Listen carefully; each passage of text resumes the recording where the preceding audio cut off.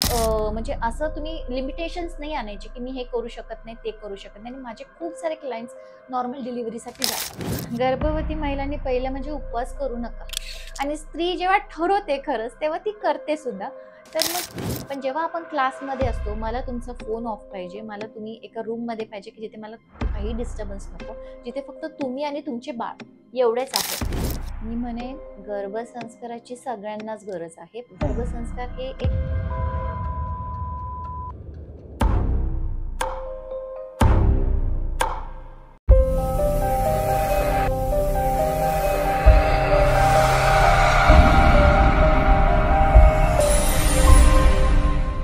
नवरात्रीनिमित्त शक्तिरूपा या आपल्या कार्यक्रमामध्ये आपण आज चला बोलूयाच्या पॉडकास्टमध्ये भेटणार आहोत. त्यामध्ये डॉक्टर अपर्णा राठी यांच्याशी. नमस्कार मॅडम. नमस्कार सर. शुद्ध बीजापोटी फळे रसाळ गोमटी, जमीन जेवढी चांगली तेवढंच झाड चांगलं येतं आणि त्याच्यावरती फळं चांगली येतात. त्याच पद्धतीने मॅडमचा देखील टॉपिक आहे, ते म्हणजे गर्भसंस्कार. 10 वर्षापेक्षा जास्त काळापासून मॅडम गर्भसंस्कार आयुर्वेदा या क्षेत्रामध्ये काम करतात. स्पंदन आयुर्वेदिक आणि पंचकर्म सेंटर याच्या त्या ओनर आहेत आणि स्वतः डायरेक्टर म्हणून तिथून काम पण करतात.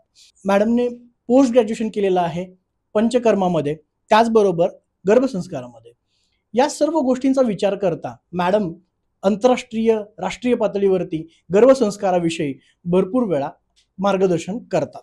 आणि यावेळेस विचार करताना एक येतो की गर्भसंस्कार खरंच महत्वाचा आहे का, स्त्री आणि गर्भसंस्कार याचं काय नातं आहे, या सर्व गोष्टींची माहिती घेण्यासाठीच आपण आज या पॉडकास्टमध्ये शक्तिरूपा यामध्ये आपण बोलवलेलं आहे, ते म्हणजे डॉक्टर अपर्णा राठी. मॅडम, तुमचं पुन्हा एकदा मनापासून धन्यवाद की तुम्ही या आपल्या कार्यक्रमाला आलात. या कार्यक्रमाच्या अंतर्गत आपल्याला वेगवेगळे प्रश्न आहेत, सामान्य लोकांचे असामान्य प्रश्न. जसं मी माणसांच्या म्हणतो तसं महिलांच्या म्हणावं लागेल आज, आणि गर्भवतीच्या म्हणावं लागेल आज, कारण की गर्भवती महिलांसाठी हा विशेष कार्यक्रम आपल्याला ठेवायचा आहे. तर मॅडम, एक गोष्ट आहे की कोणतीही स्त्री जन्माला आल्यानंतर ते असं ठरवत नाही की मला डॉक्टर व्हायचंय. तुम्ही कसं ठरवलं की मला डॉक्टरच व्हायचंय? ओके. सर्वप्रथम नमस्कार. सर्व महिलांना नवरात्रीच्या खूप खूप शुभेच्छा. आणि चला बोलूया टीमचे मी आभार मानते, की त्यांनी मला इथे आमंत्रित करून महिलांसाठी काहीतरी माझ्याकडून चांगलं व्हावं याची एक संधी दिली. त्याच्याबद्दल मी खूप आभारी आहे सर. तर मला इंटरेस्ट म्हणजे आयुर्वेदामध्ये जेव्हा म्हणजे मला खरं काही माहीत नव्हतं आयुर्वेद किंवा ॲलोपॅथी, होमिओपॅथी. पण एक कुठेतरी समाजासाठी एक डॉक्टर बनायचं आहे आपल्याला आणि काहीतरी करता येईल ही म्हणजे तेव्हा खूप लहान असताना एक छोटीशी एक भावना होती फक्त. आणि जसं म्हणजे ॲडमिशन मिळालं मला मुंबईला माझं UG झालं. तर तिथे खूप छान असा अनुभव आला आणि आमचं जे कॉलेज होतं, तर ते प्युअर आयुर्वेद प्रॅक्टिस करायचं. जे की खूप कमी कॉलेजेस ॲक्चुअली सगळं प्युअर प्रॅक्टिस करतात. कारण आमच्या कॉलेजमध्ये पंचकर्माचा आम्हाला खूप एक्सपोजर मिळाला, प्रॅक्टिकल्स करायला मिळाले आणि 100% प्युअर आयुर्वेद प्रॅक्टिस असायची आणि खूप मोठं कॉलेज आहे ते. आणि तिथे मग इंटरेस्ट वाढला आणि विश्वास बसू लागला, की आयुर्वेदावर खरंच म्हणजे खूप काय करण्यासाठी सारखं आहे पेशंटसाठी. तर का नाही? मग या क्षेत्रामध्ये माझी अजून रुची वाढत गेली आणि त्याच्यामध्ये मग माझा इंटरेस्ट जास्त पंचकर्मामध्ये वाढला. मग पंचकर्माची प्रॅक्टिस चालू केल्यानंतर मग मला अजून गर्भसंस्काराकडे जास्त ओढ वाटली, की आपण थोडंसं अजून जास्त त्या क्षेत्रामध्ये काम करावं. आणि मला कसं एक फिमेल ग्रुप जो टार्गेट आहे पेशंटचा, त्यांच्यासाठी थोडं जास्त करण्याचं मला पहिल्यापासून एक हे होतं, की आपण काहीतरी करायला पाहिजे जास्त. आणि अशा प्रकारे प्रॅक्टिसमधून, अनुभवावरून ते माझं वाढत गेलं. म्हणजे थोडक्यात तुम्हाला एक आवड निर्माण झाली. येस. आणि कॉलेज प्युअर आयुर्वेदिक असल्यामुळे Yes. तुम्हाला आयुर्वेदामध्ये पंचकर्म आणि गर्भसंस्कार. हो. मॅडम, ठीक आहे, तुम्ही आयुर्वेदिक डॉक्टर झालात, हं. पण गर्भसंस्कारच का? काय झालं, मी प्रॅक्टिस चालू करून एक साधारण 2 वर्ष झालेले, 2 ते 3 वर्ष. आणि मी पाहिलं की आपल्याकडे पेशंट्स बऱ्यापैकी प्रेग्नन्सी रिलेटेड भरपूर येत आहेत. म्हणजे बरेच इन्फर्टिलिटीचेही आहेत किंवा आता प्रेग्नन्सी राहिली, याच्यापुढे आम्ही आता काय करायचं, की आहार-विहार कसा घ्यायचा आहे, याच्याबद्दल आम्हाला थोडी माहिती द्या. तर मी म्हटलं लोकांना आजकाल ही गरज आहे. कारण प्रत्येकाला पाहिजे की आपलं मूल एक छान गुणसंपन्न असावं आणि हं. याचा मला एक आयडिया होती की गर्भसंस्कारची कुठेतरी सुरुवात झाली पाहिजे. जसं आपण पाहतो की एक साधारण 7-8 वर्षापूर्वी हा ट्रेंड एवढा नव्हता नव्हता. गर्भसंस्काराचा. मग हळू-हळू जेव्हा त्याला प्रसिद्धी मिळत गेली, बऱ्याच लोकांनी याच्यामध्ये काम केलं या क्षेत्रामध्ये आणि पेपर थ्रू वगैरे लोकांना माहिती पडलं गर्भसंस्कार असं काहीतरी असतं. मग मी याच्यामध्ये अजून थोडंसं जास्त अभ्यास करायचं ठरवलं. मग पुण्यामध्ये मी साधारण 1 वर्षाचं तिथे हं. अभ्यास केला आणि तिथे मला खूप छान म्हणजे माहिती मिळाली आणि त्याच्यामध्ये मी स्वतःचे काही आयडियाज त्याच्यामध्ये इनपुट केले, की जेणेकरून की प्रॅक्टिकली आपण हे कसं करावं हं. आणि लोकांना कसं फायदा होईल याच्याकडे मी लक्ष दिलं जास्त. सो प्रॅक्टिकल बेस्ड हे मी सगळं स्टार्ट केलं. आता मॅडम जसं तुम्ही प्रॅक्टिकल बेस स्टार्ट करायला सुरुवात केली, त्याच पद्धतीने एक कोणतरी एक आदर्श असतो प्रत्येक व्यक्तीचा. हं, हं. तसं तुमचं कोण आदर्श आहे का या क्षेत्रामध्ये काम करत असताना? या क्षेत्रामध्ये खरं माझे पेशंटच माझे आदर्श आहेत, ओह! खरं सांगू तर. पण माझं जे आयुर्वेदाचं शिक्षण जिथे मी प्रॅक्टिस जास्त केली, तर पुण्याचे माझे वैद्य सुरू सर आणि वैद्य प्रफुल्लता सुरू मॅडम. हे माझे आदर्श आहेत आणि आमचे गुरुवर्य आप्पा दातार शास्त्री, हं. ज्यांनी पांचभौतिक प्रॅक्टिस चालू केली आणि माझी प्रॅक्टिस देखील पांचभौतिक आहे. हां. तर यांचा आदर्श नक्कीच आहे. माझा भाऊ देखील आयुर्वेद डॉक्टर आहे. तो एक हं. माझा आदर्श आहे आणि तसं बघायला गेलं तर माझ्या घरातल्यांनी सगळ्यांनी माझे खूप सपोर्ट केले. म्हणजे आई-वडील हे पहिल्यापासून की काहीतरी चांगलं करायचं आहे, डॉक्टर बनली आहेस, तर समाजासाठी काहीतरी चांगलं कर, हे एक आहे आणि माझे मिस्टर डॉक्टर हर्षल राठी, जे नेत्ररोग तज्ञ हं. आहेत. तर त्यांचाही सपोर्ट खूप राहिलेला आहे, की त्यांनी मला नेहमी की ह्याच्यापेक्षा अजून पुढे काहीतरी कर, हे एक सपोर्ट मला त्यांनी नेहमी दिला आहे. आणि माझे सगळेच माझे सासू-सासरे, सगळे नातेवाईक ह्या सगळ्यांच्या सपोर्टमुळे मी या क्षेत्रामध्ये खरं अजून पुढे जाऊ शकली आहे. आणि मी या सगळ्यांनाच माझं एक रोल मॉडेल समजते. खरं रोल मॉडेल एक असून चालणारच नाही. पण बरोबर आहे. सगळ्यांकडून मी थोडं-थोडं का होईना मी शिकत गेले आणि माझ्यामध्ये तेवढं मी प्रोग्रेस करत गेले. बरोबर. जसं मॅम तुम्ही म्हणता, की एक ॲप्रिशिएशन खूप मोठी गोष्ट आहे आणि ती ॲप्रिशिएशन तुम्ही याद्वारे दिलीत, की मी मी नव्हे किंवा एक व्यक्ती नव्हे, तर माझ्या जीवनामध्ये ज्या व्यक्ती माझ्याबरोबर आल्या, त्या माझ्या गुरु आहेत किंवा त्या माझे आदर्श आहेत. ती एक वाखाणण्याजोगी गोष्ट आहे. पण आता थोडंसं तुमचा जीवन प्रवास आपण पाहिलात. आपण आता तांत्रिक गोष्टींकडे जाऊयात. बरं. म्हणजे की गर्भवती महिला म्हणजे एक असतं, की एक सेन्सिटिव्ह विषय आहे. हं, हं. किंवा एक मूड स्विंग विषय आहे त्या व्यक्तीचा हं, हं. किंवा तिच्या आयुष्यामधला एक तो टर्निंग पॉइंट असतो, हं. की ज्या ठिकाणी तिला खरंच शारीरिक आणि मानसिक सगळ्याच गोष्टींची गरज लागते. बरोबर. मग त्यामध्ये गर्भसंस्कार म्हणजे नक्की काय? आणि त्या स्त्रीला त्या गर्भसंस्काराचा कशाप्रकारे फायदा होतो? ओके. आता गर्भसंस्कार तसं बघायला गेलं तर गर्भ म्हणजे फिटस आणि संस्कार म्हणजे तुम्ही एका गोष्टीवर वारंवार जेव्हा त्या गोष्टी बोलता, ऐकता, तर हे जे आहे वारंवार हे खूप महत्वाचं आहे. त्याला आपण संस्कार म्हणतो. जसं तुम्ही आता लोणी काढलं, लोणीवर आपण अग्निसंस्कार करतो हं. आणि त्याच्यानंतर त्याने तूप हे मिळतं. म्हणून दुधापासून तुपापर्यंत हे जे काही प्रोसेस असतं घरी बनवलेलं तूप, तर प्रत्येक वेळेस त्याच्यावर एक संस्कार होत जातो. तर तसंच त्याप्रमाणे आपल्या प्रेग्नन्सीमध्ये गर्भावर असे वेगवेगळे संस्कार होत राहतात. आता तुम्ही म्हणालात ते बरोबर आहे, की त्याच्यामध्ये भरपूर सारे भावनिक चेंजेस होत राहतात, ज्याला हॉर्मोनल इम्बॅलन्समुळे बरोबर आहे. ॲक्चुअली ह्या गोष्टी होतात. म्हणजे साधारण 80% महिला या गोष्टीला म्हणजे सामोरे जातात. इमोशनल डिस्टर्बन्स हं. ज्याला म्हणतो. तर त्याच्यामध्ये असं होतं, की कधी-कधी स्त्रियांना, प्रेग्नंट लेडीजला अ, कधी मध्येच खूप ते खुश असतात, कधी एकदम डिप्रेस्ड असतात, कधी त्यांना रडू वाटतं, कधी एकदम असे अवसादक म्हणजे एकदमच असे डिप्रेशनमध्ये असतात. तर त्यांना कळत नाही नक्की काय होत आहे किंवा बरोबर आहे. त्यांच्या फॅमिली मेंबर्सला सुद्धा कळत नाही, की हे काय चाललंय किंवा मध्येच ही चिडचिड करते, मध्येच ही खुश असते. काय हे म्हणजे मूड स्विंग्स का होतायत हिचे? तर हे खूप जाणून घ्यायची गोष्ट आहे. इनफॅक्ट मी म्हणेन की यांच्याबरोबर म्हणजे घरातली व्यक्ती, जर तुम्ही एकत्र कुटुंबामध्ये राहत असाल तर घरातल्या सगळ्यांना म्हणजे सासू सासरे अजून जे कोणी नातेवाईक असतील त्यांनी सुद्धा हे समजून घेतलं पाहिजे की आपल्या घरामध्ये एक गर्भवती स्त्री आहे, हम्म. तर तिच्यामध्ये हे चेंजेस होत होत आहेत. आहेत. तर शारीरिक हे तुम्हाला दिसतायत, पण भावनिक आणि मानसिक जे चेंजेस आहेत हे सगळे तिला समजतायत, पण तिला ते सांगता येत नाहीत. म्हणून बरोबर आहे. तुम्ही ते समजून घेणं खूप महत्वाचं आहे. आणि हे सगळं हॉर्मोनल इम्बॅलन्सेस मध्ये होत असतं. तर याच्यामध्ये गर्भसंस्काराचा खूप छान फायदा होतो.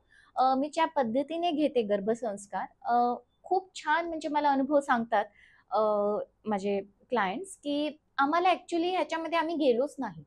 इमोशनल डिस्टर्बन्सेसमध्ये आम्ही गेलोच नाही. गेलोच नाही. जेवढं त्यांनी लवकर चालू केलं, लाइक 3rd मंथपासून ज्यांनी चालू केलं किंवा हार्ट ॲक्टिव्हिटी डेव्हलप झाली आणि चालू केलं, तर त्यांनी 9व्या महिन्यापर्यंत कंटिन्यू करतात ते. आणि ते म्हणतात आम्हाला माहितीच नाहीये हे काय, इमोशनल डिस्टर्बन्सेस हम्म. काय असतात. कारण तेवढं त्यांचं मन सदृढ झालेलं असतं.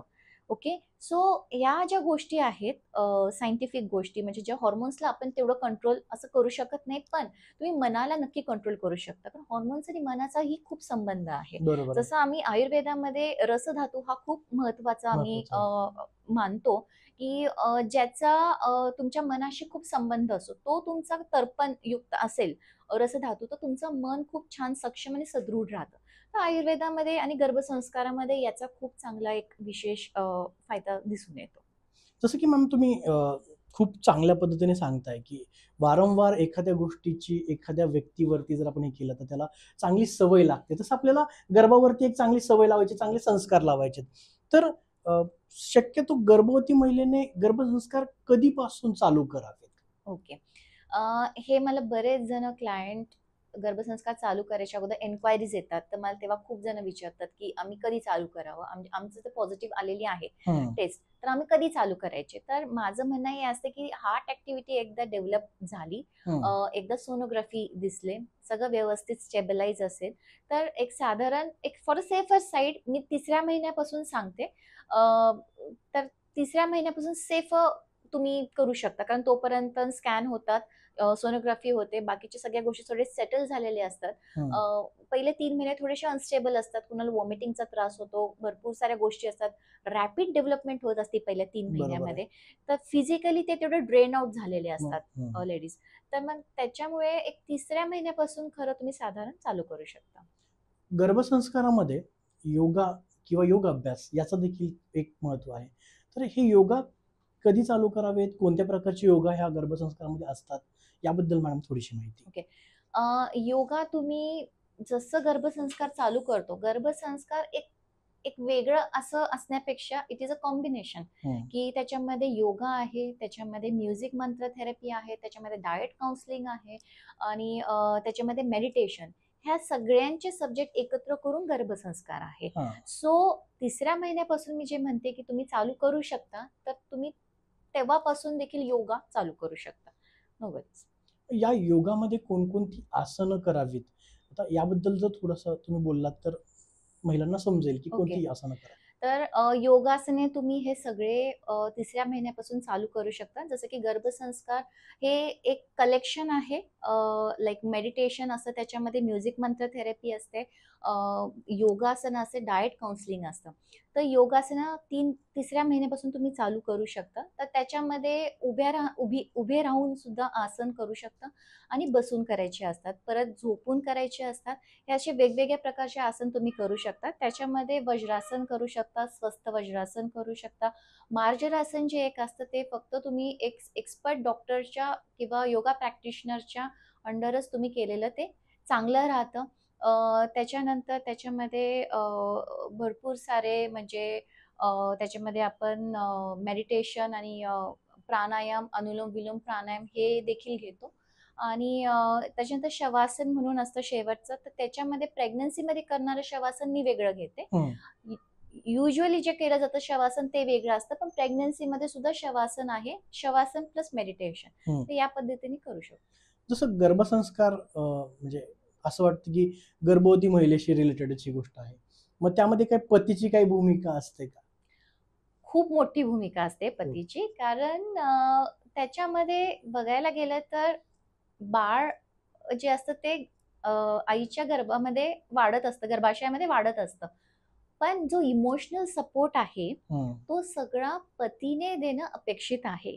जसं मी मगाशी बोलले, की इमोशनल सपोर्ट हा त्या होणाऱ्या आईसाठी खूप महत्वाचा असतो आणि बाकी सगळ्यांनी करो न करो, पण जो मॅटर करतो ते म्हणजे तिच्या हसबंडचा सपोर्ट हा खूप मॅटर करतो. मी आवर्जून सांगेन, की हसबंड्स जे आहेत, जे होणारे वडील आहेत, तर ते प्लॅनिंग करतात, ठीक आहे, घेऊन जातात, व्हिजिट्सला घेऊन जातात, सोनोग्राफीला घेऊन जातात. हां, माझं कर्तव्य झालं, मी औषधं आणून देतो, मी व्यवस्थित सोनोग्राफीला नेतो, आणतो, झालं, मी करतो व्यवस्थित सपोर्ट. पण तुम्ही जेव्हा घरी एकांतात असता, तिची कधी-कधी चिड होत असते, बाकीच्या कामाचा लोड पडत असतो, तर तुम्ही देखील तुमच्या पत्नीला सहकार्य करा, कामामध्ये देखील करा. आजकाल पुरुष आणि स्त्री तसं बघायला गेलं तर त्याच्यामध्ये काहीही डिफरन्स राहिलेला नाहीये. नाहीये. दोघे वर्किंग आहेत. हाऊसवाईफ देखील खूप मोठं वर्किंग म्हणजे ॲक्चुअली क्षेत्र आहे. म्हणजे इनफॅक्ट ते जास्त डिफिकल्ट आहे मी म्हणेन. कारण बरोबर आहे. त्याच्यामध्ये तुम्हाला मॅनेजमेंट सुद्धा करायचं असतं करायचं असतं. घराचं. आणि हे गृहिणी, नुसती गृहिणी असणे म्हणजे खूप खूप खरं म्हणजे एक मोठं काम आहे.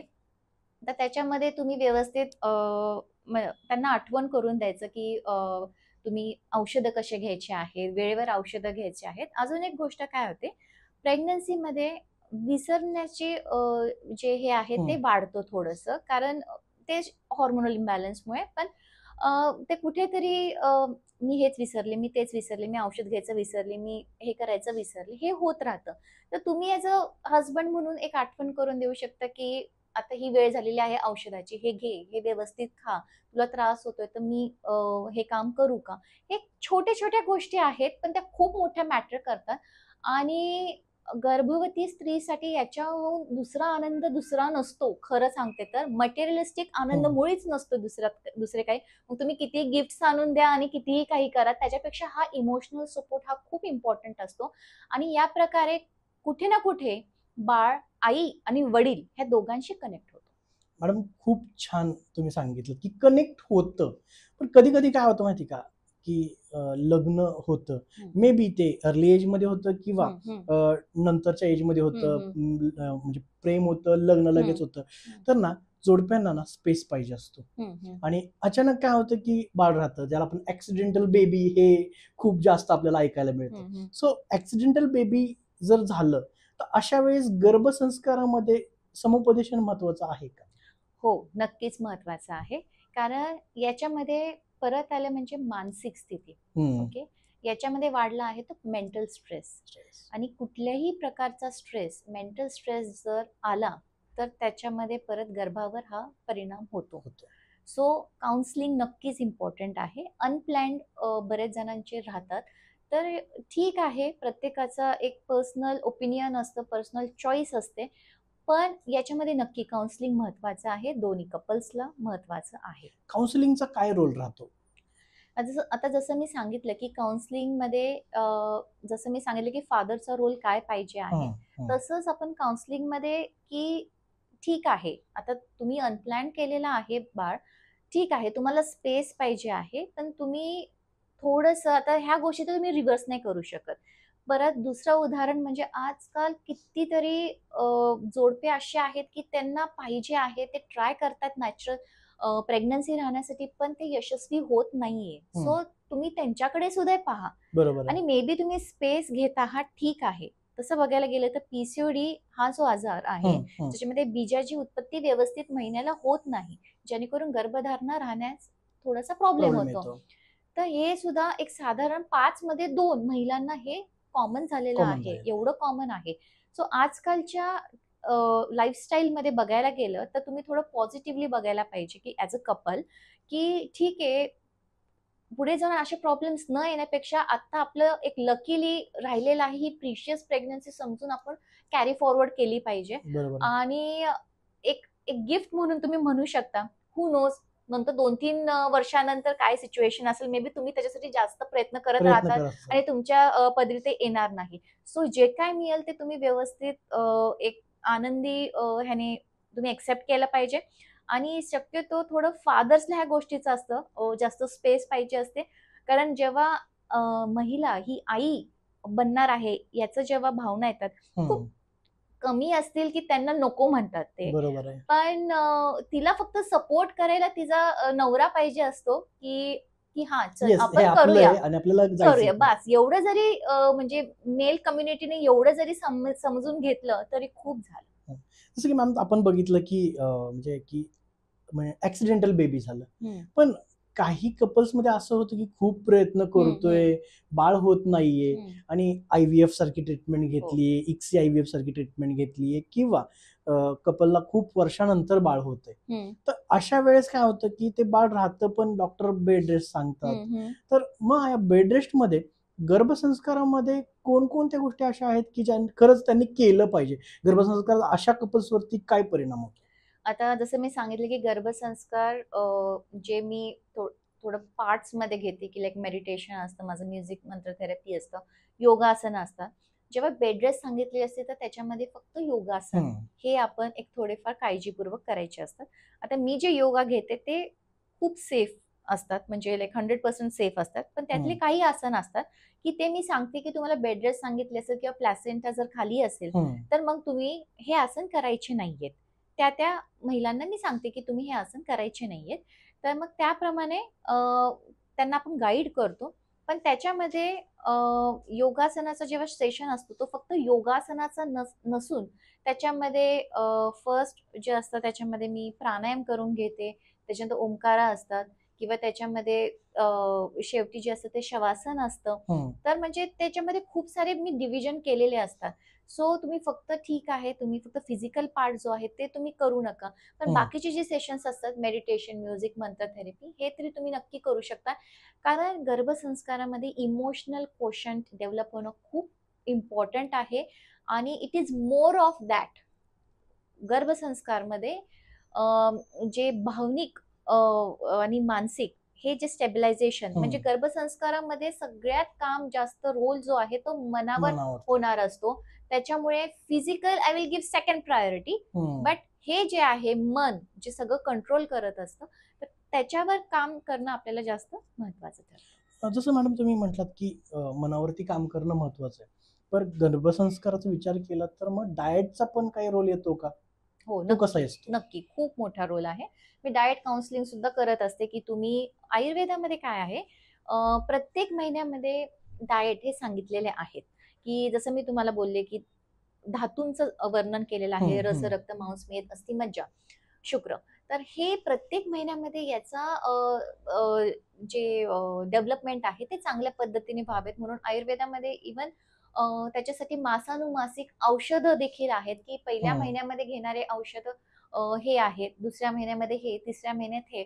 तर या औषधांचा समूह म्हणजे एक साधारण 10-12 वनस्पती आहेत. त्यांचं एक कॉम्बिनेशन करून टॅबलेट्स बनवले जातात आणि ते आपण प्रेग्नंट लेडीजला देतो. जेणेकरून सर्वांगीण विकास खूप छान होतो आणि त्यांना बाकीचे जे कंप्लेंट्स असतात ते देखील कमी होतात. सो डाएटचा खूप मोठा रोल आहे, की त्यांना कुठल्या प्रकारचा आहार घेतला पाहिजे, कधी घेतला पाहिजे, किती घेतला पाहिजे.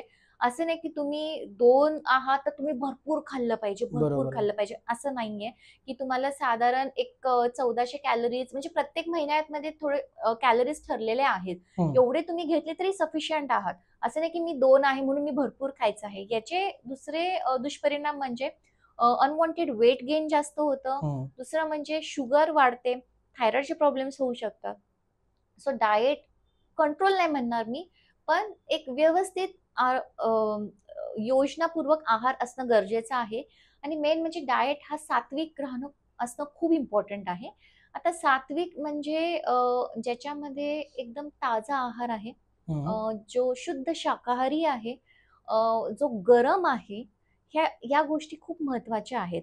कारण तुम्ही जो आहार खाता, त्याने तुमचं मन, तुमचे मूड हे डेव्हलप होतात. बरोबर आहे. जसं की आयुर्वेदामध्ये सात्विक, राजसिक, तामसिक हं. असे प्रकारचे गुण सांगितलेले आहेत. तर आहारांमध्ये पण आहे ते तामसिक, राजसिक. तर म्हणजे की तुम्ही शिळं खाऊ नये. बरोबर. शिळं खाल्ल्याने परत तुम्हाला आळस आल्यासारखं वाटतं. हं. विचार जे असतात तेवढे चांगले येत नाहीत. तर रजगुण आला, तमगुण आला, झोपूशी वाटतंय सारखं. हं. म्हणजे हे उदाहरणं आहेत, की तुम्ही वेगळ्या प्रकारचा आहार घेतला तर. तर शुद्ध शाकाहारी आणि एकदम ताजा असा घरगुती असणं खूप महत्वाचं आहे. आणि तो कोण बनवतं हे सुद्धा खूप महत्वाचं आहे. कारण त्याच्यामध्ये आहार हे खूप मोठं शास्त्र आहे. त्याच्यामध्ये सुद्धा तुमचं गुण, तुमचं भाव त्याच्यामध्ये उतरतात. आणि तुम्ही बघा कधी-कधी प्रसादाचा शिरा का एवढा छान लागतो? बरोबर आहे.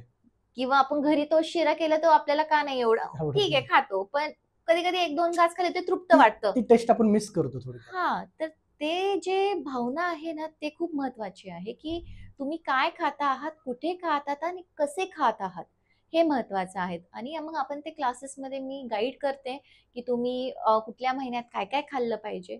तर त्याप्रमाणे तुम्ही ते फॉलो करू शकता. जसं की तुम्ही खाण्याबद्दल बोललात, थोडंसं एक वेगळं हे देऊयात, की घरामध्ये ताणतणाव असतो. हं, कधी-कधी नवऱ्याचं किंवा तिचं भांडण होतं हं, किंवा घरातले सासूबरोबर भांडण होतं हं, किंवा नंदेचं तिचं काहीतरी हं, प्रॉब्लेम चालू असतो. तर अशा वेळेस ताणतणाव जर म्हटलं, हं, तर मग गर्भसंस्काराचे आपण जे घटक सांगतोय, हं. त्याचा कसा परिणाम होतो एक ताणतणाव कंट्रोल करण्यावरती? आता मेन म्हणजे गर्भसंस्काराचा जो मेन रोल असतो तो तुमच्या मनावर असतो, माइंडवर असतो. तर जेव्हा आपण आपलं मन कंट्रोल करतो स्वतःच, हं, तेव्हा सगळ्या गोष्टी सोप्या होऊन जातात. कारण आपण सगळ्यांना तर बदलू शकत नाही नाही आपल्या बदलू शकत. आजूबाजूच्या लोकांना. So it's up to you की तुम्ही तुमचं मन कसे ठेवता आहात. ठीक आहे तुम्हाला येतील, सगळे बोलतील सगळे, पण अगोदर तुम्ही लगेच रिएक्ट करायचा. पण जर तुम्ही एकदा ते टॅक्ट तुम्हाला समजली की मी आता हं, सगळ्यांना हँडल करू शकते, मी सक्षम आहे, तुम्ही काहीही बोला. हे जर तिने ठरवलं आणि स्त्री जेव्हा ठरवते खरंच, तेव्हा ती करते सुद्धा. तर मग ते तो पॉइंट खूप मॅटर करतो. आणि याच्यामध्ये मी जसं म्हटलं, की हं, स्त्रीचा जो 1 तास माझे जे क्लासेस असतात ते 1 तास असतात. मी इव्हन प्रत्येक जणांना जेव्हा ते क्लास जॉइन करत असतात, मी असं तुम्हाला जे सगळं सांगतेय त्याचं एक ब्रीफ इंट्रोडक्शन मी त्यांनाही देत असते, की देत तुम्ही असतात. आता 9 महिने माझ्याकडे काय शिकणार आहात किंवा मी तुम्हाला काय देऊ शकणार आहे. तर मी त्यांना सांगत असते. मी त्यांना एक गोष्ट सांगते नक्की, की हा जो 1 तास आहे आठवड्यामधून 2 किंवा 3 सेशन्स जे काही असतात, हे तुमचे आहेत आणि तुमच्या बाळाचे आहेत. तुम्हाला रोज बाजूला बसून एक 5 मिनिटं, 10 मिनिट असं नाही करू शकत तुम्ही. पण जेव्हा आपण क्लासमध्ये असतो, मला तुमचा फोन ऑफ पाहिजे, मला तुम्ही एका रूममध्ये पाहिजे, की जिथे मला काही डिस्टर्बन्स नको. जिथे फक्त तुम्ही आणि तुमचे बाळ एवढेच आहे. आणि त्यांना खरं सांगते, त्यांना एवढं ते छान वाटतं, की म्हणजे ते आवर्जून वाट पाहतात, की क्लास कधी कधी आहे आहे? आणि मी कारण त्यांना तो टाईम द्यायचा असतो. कारण एवढं धावपळीचं जीवन आहे, तुमचं वर्किंग आहात, सगळं आहे चालू, तर तो 1 तास बाजूला बसून काढणं खूप डिफिकल्ट आहे. पण ह्या क्लासेस थ्रू तुम्ही ते अ, मन जे आहे तुमचं सक्षम बनवता आणि खूप पॉझिटिव्हिटी येते तुमच्यामध्ये. जेणेकरून एकदा जर तुम्ही पॉझिटिव्ह राहिलात, म्हणजे दृष्टिकोन टुवर्ड्स लाईफ जर पॉझिटिव्ह ठेवला, तर हं. नक्कीच ह्या गोष्टींचा काही फरक पडत नाही. मग कोणीही काही बोलो, खरंच फरक पडत नाही. तसं मॅम तो फरक झाला आपल्या चिंतेचा किंवा आपल्या ताणतणावाचा. त्याचबरोबर काही वर्किंग वुमेन्स आहेत. काही म्हणण्यापेक्षा आज प्रत्येक घरामधली हो, वुमेन ही वर्किंग हो, आहे हो. आणि वर्किंग स्टेजमध्ये असताना तिला गर्भ राहतो हं. आणि गर्भ राहिल्यानंतर आधीच गोंधळ की काम बघायचं, घर बघायचं का आता हे येणारं बाळ बघायचं. मग ह्याच्यावरती संस्कार पण करायचेत. तर त्या पद्धतीने तिने गर्भसंस्काराचे क्लासेस करावेत का? आणि का करावेत? त्यांनी तर नक्की करावेत आणि माझ्याकडे तसं बघायला गेलं तर मी म्हणेन 99% माझ्याकडे जो क्लास आहे तो सगळं वर्किंग आहे. ओके. म्हणजे त्यांना असं असतं, की मला एवढं म्हणजे अक्षरशः 6 वाजता ऑफिसमधून येतात हं, आणि लगेच 6:15 वाजता लॉग इन करतात माझ्याकडे. हं, किंवा ज्यांना संध्याकाळी जमत नाही त्यांना मी पहाटे घेते हं, 6 वाजता. हं. पण त्यांना एवढं ते वाट पाहतात, की त्यांना ते करायचंच आहे 1 तास. मला करायचंच आहे काही करून. कारण त्यांना ती गरज असते. जेव्हा बरोबर आहे. माणसाला गरज असते, ज्या स्ट्रेसमधून जात असतो, जेव्हा ती गरज भासते, तेव्हा ते बरोबर चॅनलाइज होतात. सो ते एक आहे. वर्किंग क्लास तर नक्कीच म्हणजे त्यांनी तो टाईम काढावा नक्की. जर काढत नसाल तर नक्की काढावा. एक साधारण 15 ते 20 मिनिटं तुमच्यासाठी, तुमच्या बाळासाठी. तुमच्यासाठीही म्हणू नका, तुम्ही तुमच्या बाळासाठी म्हणा आणि तेवढे दिवसातून 15 मिनिट मी म्हणते ते द्यावेत. जेणेकरून त्याचे इफेक्ट्स तुम्ही प्रेग्नन्सी नंतर, डिलिव्हरी नंतर तुम्ही ते पाहतात नक्की. जसं की तुम्ही आता म्हटलात, की वर्किंग वुमेन आहेत आपल्याकडे. तर आपण थोडंसं बारामती म्हटलं तर थोडंसं एक आपला ग्रामीण भाग पडतो. या ग्रामीण भागामध्ये जरी विचार केला, की आपली एकत्र कुटुंब पद्धती होती आधी. पण आता बऱ्यापैकी न्यूक्लिअर, आणि Nuclear. न्यूक्लिअर म्हणण्यापेक्षा आपण आता म्हणूयात की एक स्टार वाईज थोडंसं झालेलं आहे. तर अशा केसमध्ये जिथं न्यूक्लिअर फॅमिली आहे त्यांना खरंच गरज आहे गर्भसंस्काराची. पण ग्रामीण भागामधल्या पण महिलांना गरज आहे का गर्भसंस्काराची? मी म्हणेन गर्भसंस्काराची सगळ्यांनाच गरज आहे. गर्भसंस्कार हे एक प्राचीन शास्त्र आहे. आयुर्वेदामध्ये याचं वर्णन आलेलं आहे, उल्लेख आलेला आहे. तर गर्भसंस्कार हे होत आहेत, म्हणजे पहिल्यापासून होत आहेत, पण मधल्या काळामध्ये हे कुठेतरी त्याचा खंड पडलेला आहे. ते विसरून गेले आहेत लोक. तर तुम्ही पाहताल जे अगोदर एकत्र कुटुंब पद्धती होते, की आता तुम्ही म्हटलं ग्रामीण भागामध्ये, ग्रामीण भागामध्ये जे एकत्र कुटुंब पद्धती होते त्याच्यामध्ये कुठे ना कुठे 2-3 सासवा असायच्या, बरोबर आहे. 2-3 आज्या असायच्या, मोठं कुटुंब असायचं, प्रत्येक जण आपलं आपलं एक सल्ला देत राहायचं.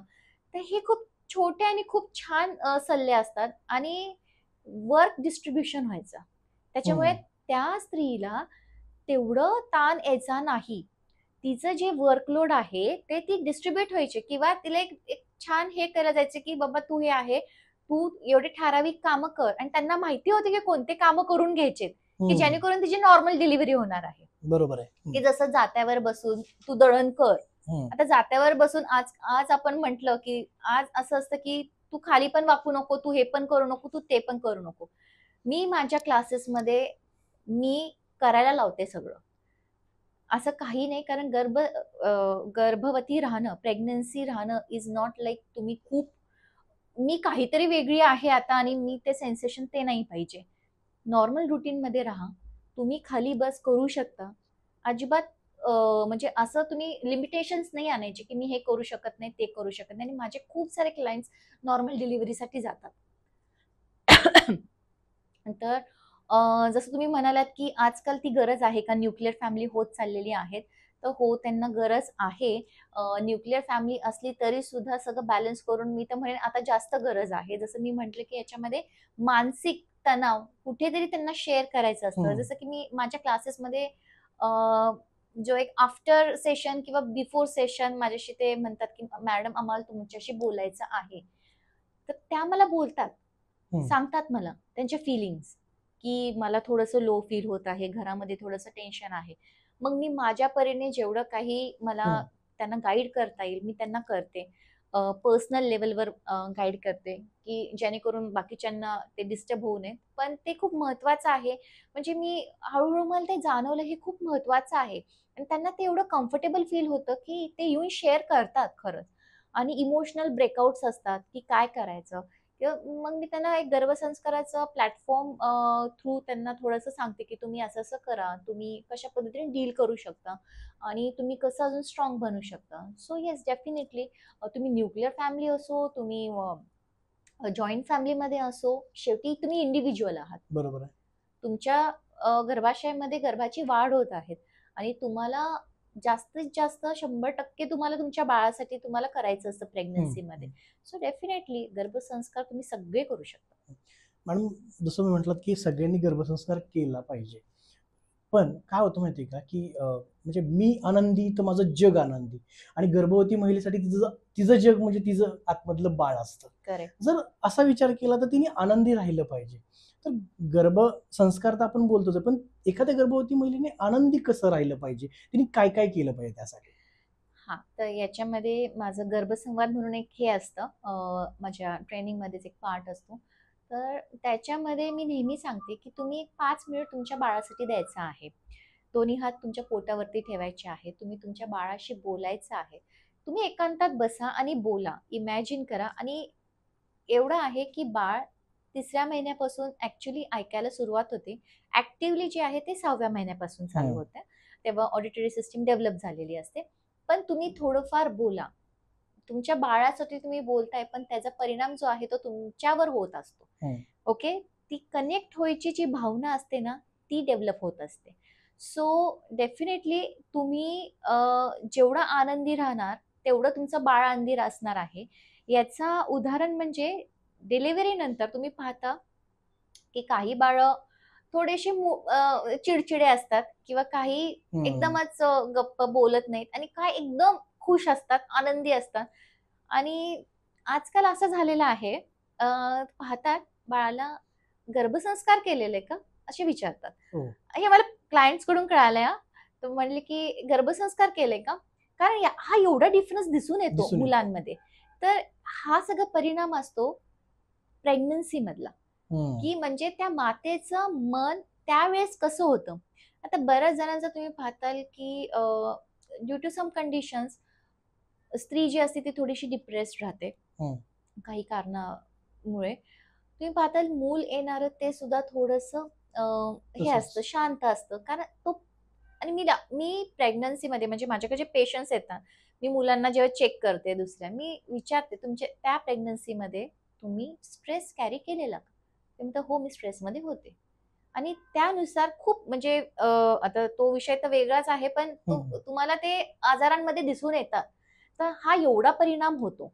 आणि हा जो परिणाम आहे की तुम्ही बाळाशी कनेक्ट होणं, आनंदी राहणं, हा खूप महत्त्वाचा आहे. मी माझ्या इव्हन क्लासेसमध्ये सांगत असते, की तुमचं मन खुश राहणं खूप महत्त्वाचं आहे. मग जसं अगोदर बोलले मी फादरचा एक चांगला रोल आहे, की त्याच्यामध्ये ती खुश राहणार आहे. दुसरं आहे अ, की तुम्ही अशा लोकांना इन्व्हाईट करा, अशा लोकांच्या संगतीमध्ये राहा, की हं. जे तुम्हाला पॉझिटिव्ह वाइब्स देतात. बरोबर आहे. तुम्हाला कळतं, की ह्या व्यक्तीकडून मला निगेटिव्ह वाइब्स हं. येतात. तुम्ही काय करू शकणार नाही त्यांच्याकडून, तुम्ही लांब व्हा बास. तेवढंच करा. मी इनफॅक्ट हे पण म्हणते, की जेव्हा तुम्ही प्रेग्नंट असता, तुम्ही इन्व्हाईट सुद्धा करा अशा लोकांना, अशा फॅमिली मेंबर्सला, अशा फ्रेंड सर्कलला, की जे पॉझिटिव्ह आहेत, हसणारे आहेत, बोलणारे आहेत. म्हणून तुम्ही स्वतः इन्व्हाईट करा मी म्हणेन. कारण याने तुम्ही तुमचा ऑरा जो आहे तो वाढवता. वाढवतो. सो हे नक्की खूप मोठं फॅक्टर आहे पॉझिटिव्ह राहणं. आणि तुम्ही ह्याचे इफेक्ट्स ना डिलिव्हरी नंतर म्हणजे बाळांमध्ये अक्षरशः दिसून येतात, की मुलं खूप आनंदी, खुश, बोलके असे राहतात. तर नक्की ह्याचा परिणाम होतो. छान. म्हणजे हा जो काही परिणाम होतो, याच्याबरोबर आपण एक थोडासा एक वेगळा हे करूयात. जसं आपण पुणे, मुंबई किंवा मोठ्या शहरांमध्ये बघितलं, तर एक कमर्शियलायझेशन झालेलं आहे. हं, डिलिव्हरी म्हटलं की 80% 85% सिझेरियन हं, होतं. जसं तुम्ही बोलता मगाशी म्हटलात, की माझ्या बऱ्याचशा जे पेशंट्स आहेत, गर्भवती महिला आहेत, की ज्या नॉर्मल डिलिव्हरीकडे जातात हं, किंवा त्यांची नॉर्मल डिलिव्हरी होते. हं, हं. म्हणजे गर्भसंस्काराचा एवढा परिणाम होतो, की नॉर्मल डिलिव्हरी होऊ शकते? हो, होऊ शकते. कारण त्याच्यामध्ये जो योगा हे हं. फॅक्टर आहे तो खूप महत्वाचा आहे. इथे येतो योगाचा रोल. हं. ओके. आतापर्यंत आपण इमोशनल आणि स्पिरिच्युअल गोष्टींबद्दल बोलत होतो. तर नॉर्मल डिलिव्हरीसाठी आपण असे आसन घेतले जातात, की जेणेकरून नॉर्मल डिलिव्हरी म्हणजे सगळे पॅरामीटर्स तुमच्या हातात असतील. म्हणजे बाळाची पोझिशन म्हणा किंवा पाणी म्हणा, एम्नियोटिक फ्लुइड ज्याला म्हणतो आपण, ते योग्य असेल, योग्य प्रमाणात असेल. सगळे पॅरामीटर्स जर बरोबर असतील, तर नक्की नॉर्मल डिलिव्हरी होते.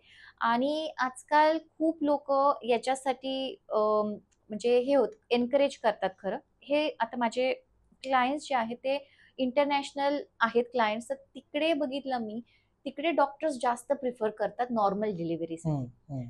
तिथे सी सेक्शन म्हणजे सेकंड आहे हं. प्रायोरिटी. पहिलं जे आहे ते नॉर्मललाच प्रिफर करणं. आणि जर काही प्रॉब्लेम असेल तर ते जातात. पण आपल्याकडे सुद्धा हा ट्रेंड यायला लागलेला आहे. नॉर्मल डिलिव्हरी करतायत. पण फक्त करतायत. की आपल्याला रिस्क नको आहे कुठल्याही प्रकारची. त्याच्यामुळे आणि कसं प्रिशियस प्रेग्नन्सीज असल्यामुळे रिस्क घेत नाहीयेत कोणी. हं. हं. त्याच्यामुळे एक सी सेक्शन करतात. पण जर काही अडचणी असतील तरच. अदरवाईज आपल्याकडचे डॉक्टर देखील नॉर्मल डिलिव्हरीसाठी जास्त एन्करेज करत आहेत. तेवढं आहे. कारण जे योगासने आपण जे घेतो ह्याच्यामध्ये गर्भसंस्कारमध्ये त्याच्यामध्ये जे पेल्विक फ्लोर एक्सरसाइजेस जे हं. म्हणतो आपण किंवा कटिप्रदेशाचे जे खालचे आसनच असतात, तर ते खूप छान पद्धतीने केले जातात आणि नॉर्मल डिलिव्हरीसाठी नक्की ते प्रवृत्त होतात. आणि असं इव्हन हं. जरी सी सेक्शन केलं, तरी आपले जे क्लायंट्स असतात, जे योगा करतात नियमितपणे, तर त्यांची रिकव्हरी फेज जे असतो तो खूप छान असतो. छान असतं.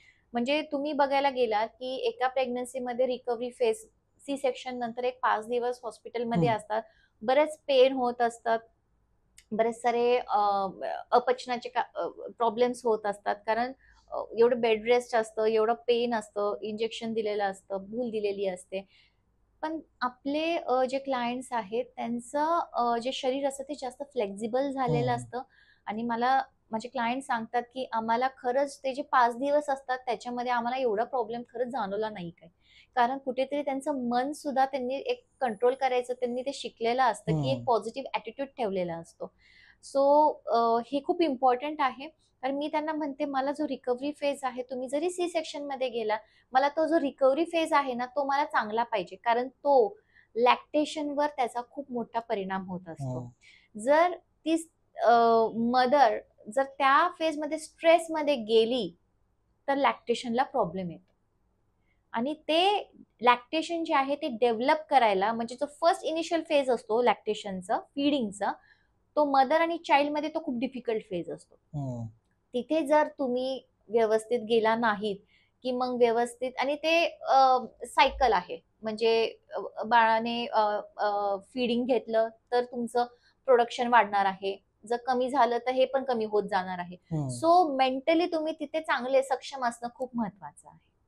जसं मॅडम तुम्ही आता सांगितलं, आपण पुढचा एक हे घेऊयात, क्वेश्चन घेऊयात, की महिलांचा विचार केला तर आजकाल जीवनशैलीतील बदल किंवा खानपानातील बदल याच्यामुळे ना स्थूलपणा, थायरॉइड, बीपी, शुगर यांच्यासारखे प्रॉब्लेम वाढलेले आहेत. तर गर्भसंस्काराचा या प्रॉब्लेमवरती कसा परिणाम पडतो आणि त्यांना कशाप्रकारे चांगलं वाटतं? आता गर्भसंस्कारामध्ये आपण डाएट काउन्सिलिंग जे मी करत असते, की तुम्ही जसं आपण बोललो आहाराबद्दल, की कमी मात्रेमध्ये नसून हं, योग्य मात्रेमध्ये असणं महत्वाचं आहे किंवा तुम्ही कसा खाल्ला पाहिजे, कधी खाल्ला पाहिजे. लाईफस्टाईल मॅनेजमेंट हं, बद्दल मी सांगत असते, की तुम्ही किती वाजता उठलं पाहिजेत, की तुम्ही सकाळी 6 वाजता उठला पाहिजे. त्याच्यानंतर थोडंसं एक ब्रिस्क वॉक 15 मिनिट करू शकता. मी जे आसनं घेत असते, की ते तुम्ही एक 15 मिनिट करा. एक 5 मिनिट तुमच्यासाठी वेळ द्या. आणि त्याच्यानंतर तुम्ही असा-असा ह्या-ह्या वेळेला आहार घ्या सगळे. तर हा जो सकस आहार असतो, तो तुम्हाला एकतर अनवॉन्टेड वेट जे आहे ते गेन करू देत नाही. अ, बाहेरचं तुम्ही कमी खाल्लं तर नक्कीच वेट कंट्रोलमध्ये येतं. दुसरं आहे जे आपण योगासने घेतो, त्याने शुगर लेव्हल तुमची कुठेतरी मेंटेन होते. हं, जे 7व्या महिन्यामध्ये प्रेग्नन्सीमध्ये शुगर टेस्ट केलेली जाते. हं. ग्लुकोज टॉलरन्स टेस्ट ज्याला म्हणतो आपण. तर ती बरेच वेळा वाढलेली दिसते आपल्याला प्रेग्नन्सीमध्ये. तर माझ्या क्लायंटचं माझं म्हणणं तेच असतं, मला त्या स्टेजपर्यंत तुम्हाला न्यायचंच नाहीये. मला जास्तीत जास्त तुमचं याच्यामध्ये पहिले 6 महिन्यामध्ये योगा या प्रकारे घ्यायचा आहे, की जेणेकरून तुम्ही त्या स्टेजला जाणारच नाही. जाणार नाही. तर आपले नाही जात. खूप क्लायंट्स आहेत, की म्हणजे मला रिपोर्ट्समध्ये अजून आलेच नाहीत, की माझी शुगर वाढलेली आहे किंवा खूप कुणाला अगोदर हिस्ट्री असेल तर येतात आणि म्हणतात, की हां, असं-असं आहे. तर मग आपण त्यांना डाएट मॉडिफाय करून देतो, की जेणेकरून बाळालाही सकस आहार मिळावा हं. आणि तुमचं वेट कंट्रोल राहावं, तुमची शुगर कंट्रोल राहावी आणि थायरॉइडचे पण प्रॉब्लेम्स कंट्रोल राहावे. पण जिथे गरज आहे, की बाबा तुम्हाला थायरॉइडसाठी तुम्हाला टॅबलेट घ्यायची आहे, तर नक्की घ्यायची आहे. तिथे तुम्ही कमी जास्त करायचं नाहीये. कारण याचा परिणाम शेवटी बाळावर होतो आणि आपल्याला आई आणि बाळ ह्या दोघांची हं. प्रकृती चांगली असणं ते महत्वाचं असतं. तसं मॅडम पुन्हा तो म्हणजे तुम्ही जे आता बोललात ना, त्यातला एक टॉपिक पुन्हा रिपीट होईल, की गर्भवती महिला हं, हिने कधी उठलं पाहिजे? बरं. तर म्हणजे जीवनशैली थोडक्यात. तर गर्भवती महिलाने सकाळी एक साधारण आजकाल 5 वाजता उठू शकत नाहीत, पण जास्तीत जास्त 6 वाजता मी म्हणेन. अ, अतिशय लेट पण नको, पण हं, 6 वाजता तरी ठीक आहे.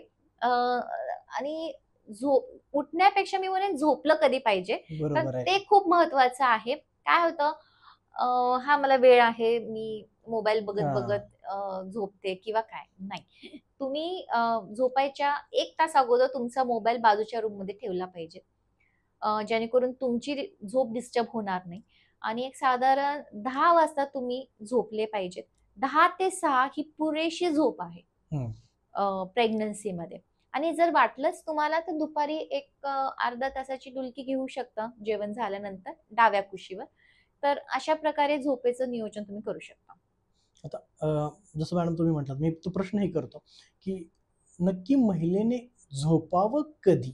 हां. गर्भवती महिलेने झोपावं कधी? बस हा फक्त नंतर हे कर, ॲड कर. आता तो पुढचा एक येईल. अ, गर्भसंस्कार तर महत्त्वाचे आहेतच मॅडम. पण गर्भवती महिलेने ना काही पुस्तकं वाचणं महत्त्वाचं असतं. तर त्यांनी कोणती पुस्तकं वाचली पाहिजे त्या 9 महिन्यामध्ये? आता 9 महिन्यामध्ये जसं की भगवद्गीता हे एक हं, वाचू शकता. अ, त्याच्यानंतर श्यामची आई हे एक मी आवर्जून सांगते. हं. वाचायला, कारण खूप सुंदर आणि छान आहे. आणि त्याच्यामध्ये खरं सांगू का, म्हणजे तो श्याम झाला नाही तरी हं. चालेल, पण ते जे कनेक्शन असतं ना, जी भावना असते ना आई आणि बाळामध्ये, ती खूप छान त्याच्यामध्ये सांगितलेली आहे. आणि त्याच्यामध्ये इन्स्पिरेशनल बुक्स, म्हणजे तुम्हाला बाळ कसं हवं आहे त्याच्यावर सुद्धा डिपेंड राहतं. हं. तुम्हाला बुक्स कसे वाचायचे आहेत, ज्यांना धाडसी, शूरवीर, असं पराक्रमी असं मुलं पाहिजे असतात, ते शिवाजी महाराजांचे पुस्तकं वाचू शकतात. ज्यांना अं, गणितशास्त्र किंवा व्यवहारशास्त्रामध्ये जर करायचं असेल पुढे, हं. म्हणजे एवढं आहे की हं. तुम्ही हं. गर्भापासून त्याचं सुरुवात करिअर करू सुद्धा शकतो. तुम्ही हे करू शकता. तर तुम्ही चाणक्यशास्त्र एक आहे, की त्याच्यामध्ये सगळं व्यवहारशास्त्र सांगितलेलं आहे. ते वाचू शकता. परत त्याच्यानंतर बरीच इन्स्पिरेशनल बुक्स आहेत. अ, ते वाचू शकता. हे अ, कृष्णाचे काही हे आहेत, स्टोरीज आहेत, ते वाचू शकता. असे भरपूर सारे बायोग्राफीज तुम्ही वाचू शकता. जसं की अब्दुल कलाम बद्दल तुम्ही हं. करू शकता, की विंग्स ऑफ फायर आहे, किंवा त्याच्यामध्ये तुम्ही भरपूर, की तुम्हाला काय बनवायचं आहे, अ, जास्त बोल्ड बनवायचं आहे का स्मार्ट बनवायचं आहे, तर त्याच्या रिलेटेड बुक्स तुम्ही ऐकू शकता, वाचू शकता. जसं ऐकण्याचा विषय येतो हं. किंवा बघण्याचा विषय, वाचणं खूप कमी खूप लोकांना कमी आहे. आवडतं. हो. आणि महिलांमध्ये काय होतं, की वाचायचं म्हटलं, की अरे काहीतरी डिस्टर्बन्स आला. हं, तर हं. आजकाल ओ-टी-टी प्लॅटफॉर्म हं, खूप हं, फेमस हं, आहे. हं, हं. तर नक्की तिने त्या गर्भवती महिलेने काय बघावं हं, हं, हं, ओ-टी-टीवरती? हं. आता ओ-टी-टी, आता खूप छान प्लॅटफॉर्म आलेला आहे खरं. त्याच्यामध्ये भरपूर सारे पॉडकास्ट हं. सुद्धा चालू आहेत.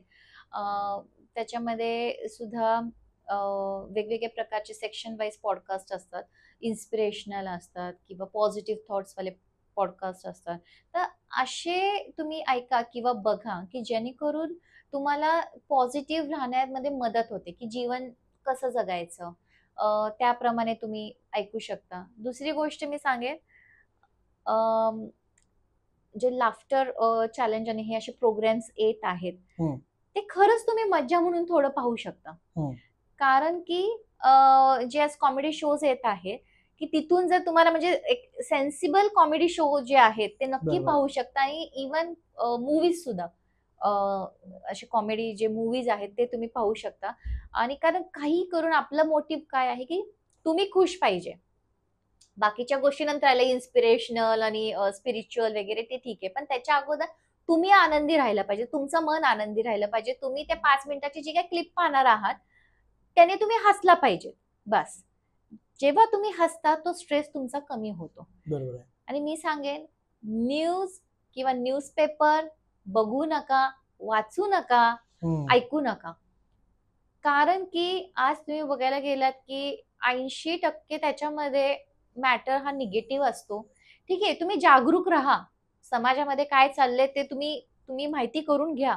पण त्याच्यासाठी तेच न्यूज फ्लॅश होत राहतात टीव्हीवर, की न्यूज हं. चॅनल्स, मी अव्हॉइड करायला सांगते. मी नाही पाहायला सांगत. कारण की इव्हन मी मुलांना सुद्धा सांगते, ज्यांच्या घरात लहान मुलं आहेत, तुम्ही न्यूज जास्त पाहू नका. तुम्ही जे इम्पोर्टंट आहेत गोष्टी, तुम्ही घरातल्यांनी त्यांना सांगा, की आज बाबा असं-असं आहे इथे, हे जे जे माहिती पाहिजे, सामान्य ज्ञान ते पाहिजे. पण न्यूज हं. पेपर, न्यूज चॅनल हे नको आहेत. बाकी सगळे. आणि जे स्पिरिच्युअल गोष्टी आहेत, जर तुम्हाला इंटरेस्ट असेल तर ते तुम्ही बघू शकता, ऐकू शकता. अदरवाईज बाकी निगेटिव्हिटी काहीच नको आहे. म्हणजे जसं गर्भवती महिलेमध्ये पॉझिटिव्हिटी जास्त पाहिजे, निगेटिव्हिटी नको आहे तिला.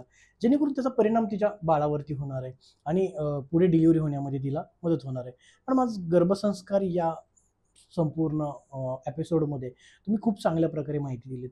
थोडीशी माहिती आम्हाला कोर्सबद्दल जर मिळाली, तर आपल्या ज्या गर्भवती महिला आहेत त्यांना देखील त्याची माहिती होऊन जाईल. कसा असतो, किती दिवसांचा असतो, किती वेळ लागतो, त्याबद्दल थोडीशी माहिती द्या मला.